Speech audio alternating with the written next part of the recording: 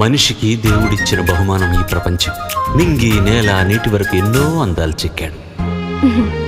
ఈ అందాలన్నీ చూడలేని నా కళ్ళు కూడా ఆయనే చెక్కాడుగా. నేస్తమా ఇద్దరి లోకం ఒకటే లేవమ్మా, అందుకే నా కన్నులతో లోకం చూడమ్మా.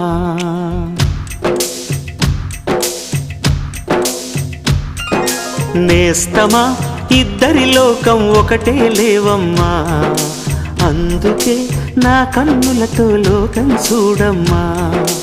ఈ గుండెలోన నీ ఊపిరుంటే, ఈ కళ్ళలోన నీ కలలు ఉంటే, ఊహల